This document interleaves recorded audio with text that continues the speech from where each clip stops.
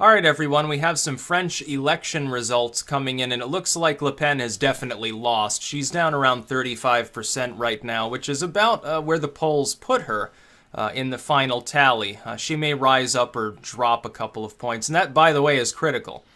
If when all the votes are counted, she's still above 34, 35%, that's all she needed to do. That's the proper marker for the growth of Euroscepticism within France. If she drops some below like 33 or so, below a third, then you have to worry that Front National and indeed the Eurosceptic populist sentiments in France are actually weaker than predicted. And if she rises up above 40, which I wouldn't expect, that would be really good news for her, and it would mean next time around she'd obliterate whoever her opponent is if she gets above that mark in the final tally. But are you surprised?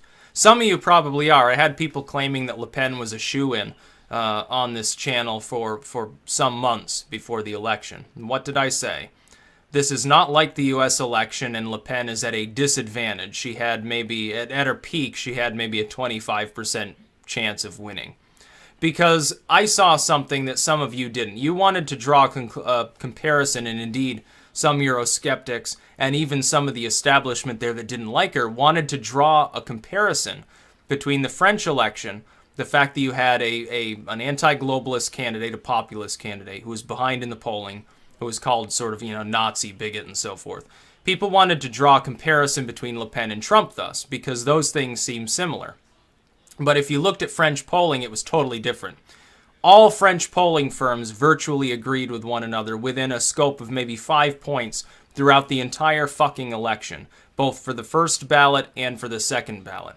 That is completely different from what we saw in U.S. polling. In U.S. polling, we had several firms that systemically estimated Trump's chances within states and at the national level as being substantially higher than the rest of the polling firms. What then remained was to determine, based on the polling methodology and so forth, which of these groups were probably closer to the truth. I went for YouGov and Rasmussen. Rasmussen against my own instincts, by the way. YouGov I trust more. And I said, if I look at their methodology, they're not skewing their numbers, they're taking more randomized samples, whereas these other groups are overestimating support for Hillary Clinton, based on an expectation of higher turnout among traditionally Democratic groups, and a higher overall amount of approval based on the sampling methodology, literally sampling more women than men, assuming their turnout, I guess, is higher, sampling more minorities than are in the general population, especially within the Rust Belt. That never made sense. He was always above their estimates, and would have been even, by the way, if YouGov had been wrong, and he still, at that point, may or may not have even won, because the voting was so close in places like Florida, in North Carolina, certainly in Michigan and Wisconsin and these other places. He could have just as easily lost these states if turnout for him had been half a point lower. And so it wasn't the same as the French polling. Additionally, the gap was a lot larger.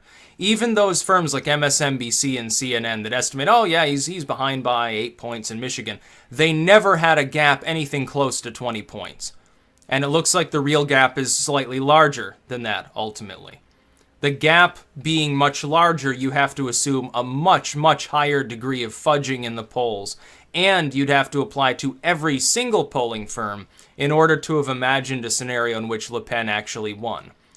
Now, I said chances were very low that Le Pen won the election, and I was right yet again. Macron has been projected as the winner.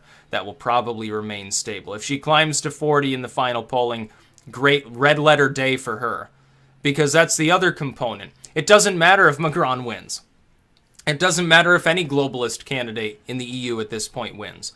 Brexit has already occurred. The fracturing has already begun. That is simply the foreshock to greater things to come. It might very well start in Eastern Europe before it starts in a place like France or Sweden or Germany or something like that. If you look at Germany, AfD is, I think, in third or fourth place. Their candidate has stood down there, Pietri or whatever her name is. They've had problems as a party. An alternative for Deutschland. Alternative for Germany. Sieg Heil, I guess. It might start in Eastern Europe, honestly, over the immigration question. But here's the thing. All you have to ask yourself is this. With the EU already under stress, can you envision a scenario in which a post-national authority is capable of appeasing all of its member states, when their economies and their cultures are vastly different? The answer is no, because any decision they make, whether it's fiscal, whether it's social, whether it's related to military endeavors, will inevitably piss off the populations of at least half of its member states. That's why the EU is doomed. It has to inevitably adopt this weird, centrist-style mixed model that doesn't work ultimately for anyone and slowly grinds down its own capability to function. Euroscepticism in France is far higher than it was a few years ago. Euroscepticism is growing in literally every part of Europe. There is no corner of Europe, no corner of the European Union where approval of the European Union is rising right now. It is already doomed. Macron winning and saying, oh yeah, we're not going to address the question of, leaving the European Union or something like that, eerily resembles maybe the UK a decade ago. At most, the EU probably has a decade left in its own survival. It might not even have that long. If it's really lucky, they might straggle on in some form for 15 or 20 years and then collapse. By the way, the boogeyman of Russia, as Russia's economy slowly crumbles back into the rust bin of history, is going to become less and less of a fixation for the people of Europe. Around the same time that the EU said, oh, well, Russia's got an economy the size of Italy, ha, they're so weak, they began to cheapen their own arguments. Now it doesn't make so much sense for them anymore. Macron and his people tried to blame the Russians for the latest batch of leaks for him. He's almost a lame duck the second he takes office. Rocked by scandal on day one of his leadership of the nation of France. Do you envision great things for him? This gap isn't overly large, by the way. The fact is, a lot of these people who were Eurosceptics probably voted against Le Pen for her fiscal policies. Maybe she should consider reformulating them, by the way. But the EU is incapable of addressing the issues that are leading to the rise of the far left and the far right. The next time around, there may not be a Macron. It might be a far left candidate versus a populist, a far right candidate, socially or fiscally speaking. This is what we've already seen this in Austria. Van der Bellen's Green Party, far left, versus Hofer, far right populist, nativist, former Teutonic Party. There was no center. It didn't even make it to the election. It didn't exist. We look at what happened in the Netherlands. The main party lost its main centrist ally within its coalition, had to ally with the far left. Now they have to deal with that for years at a time. Wilders' party, meanwhile, gains some dominance. You look at Sweden. You've got the rise of a dedicated party. It's literally the feminist party. Another main party, the Swedish Democrats, which is like populism light after a fashion. You look at the UK. Where's Labour? They don't really exist. You've got nationalism rocking Scotland. They're far left nationalists, but they're still Scottish nationalists. And then you've got an upswelling of people within the conservative movement who are further right than they were in the past, have no problem with the Brexit stuff.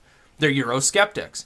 This is happening all over Europe. The European Union, the European model's already doomed. You ask people in Europe, are you a European or are you Polish, Irish, whatever? And I'm going to say, oh, I'm a European. Nobody has any civic pride in the concept of the European Union. They see it as a matter of convenience. And it's becoming less and less convenient for people. Mass immigration has pissed off nations where the society there doesn't like such things. Austerity pisses off some nations. Leftist policies piss off other nations. Bureaucracy. It's inevitable. It doesn't work. It doesn't matter if Macron wins. There probably won't be a European Union functioning for him to appease in the future. So who cares? They're already doomed. So don't lose hope on France. Some people were also saying, oh, if Le Pen doesn't win, France is doomed. Oh, they'll die off as a culture. They're not going to die off as a culture. There's still majority French within France. I know it may not seem like that. Sure, if you go visit Paris, probably not the case. But you go to the outlands of rural French society, yeah, it's still French people. So fucking what? Who cares? Even Varg's telling you, oh, don't bother voting for Le Pen. It doesn't even matter, ultimately. Globalism has already died. Largely in the world. It's probably been dealt a mortal blow now. Now all we have to do is wait and see how long it takes to keel over. You smash your enemy in the head. They're still staggering around. It looks like they're still kind of alive and awake. You're just waiting for gravity to take its toll. on their largely lifeless form. The European Union is doomed. Their model doesn't work. Globalism's untenable. Globalism doesn't work anymore. You can see a faster-moving microcosm of globalism within the EU. The same facets of economics and society and military endeavors there that contribute to the EU being a non-working, strangulated system are also strangulating globalism as we speak. That's why there's such an uprising of both the far left and the far right. Ultimately, when you look at groups on the far, like Anticom or something, and then you look at like some of the far left, not Antifa because they're globalists, but if you look at some of the far left groups rising up around the world, they're fundamentally fighting the same enemy. The death of the center is the precursor to both good and bad things to come. Overhauling the world order may be very messy. It may be very bloody, unfortunately. Ultimately, we can at least look forward to enough change to ensure the possibility of a good future for ourselves and for our children.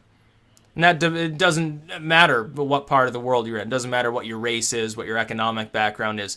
We can't do anything to save ourselves, to improve our lives under globalism any more than any European can under the EU's model. It's basically miniaturized globalism. It doesn't work. It doesn't appease anyone. When the EU straddles that tightrope, straddles that very thin line between the left and the right on any issue in order to appease people and not piss them off too much, it ends up doing a little bit of pissing off to everybody. The far right sees it as socialist. The far left sees it as like fascism. That's what happens within the EU. It's what happens any time that a nation tries to do this shit.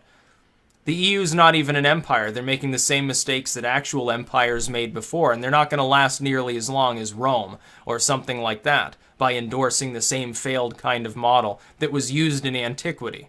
Never worked before, never will work in the future. They'll end up destroying themselves. They will literally strangle themselves at the EU level.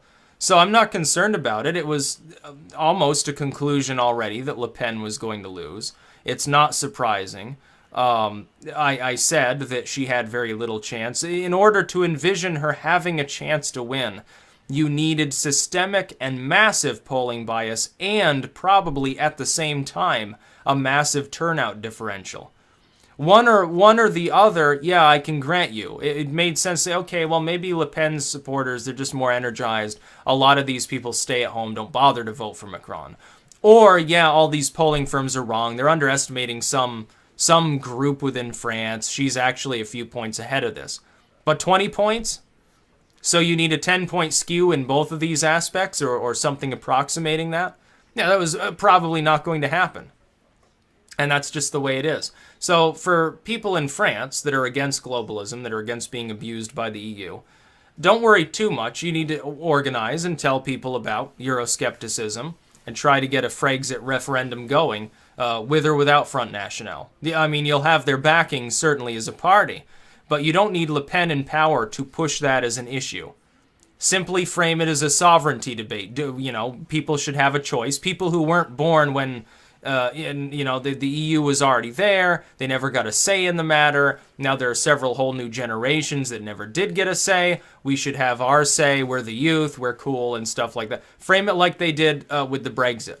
Just do that and try to get a vote going. And even if you fail then, it doesn't matter.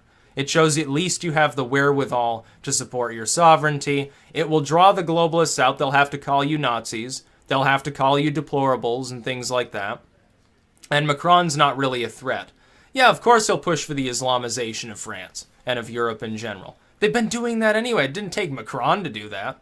Hollande was doing that, and David Cameron and all these other people, these, multiculturalists, Angela Merkel, who claims to be like center-right or something like that. It's like, it's insane. So yeah, don't worry too much about the results of this election. Not going to be a problem within another decade or so. You just watch. Now, there's my prediction right there. Watch what happens with the EU. See if it goes into a nice, shining, happy, rainbow-filled land of paradise, or if it friggin' collapses in under its own weight. That's about all. Peace out.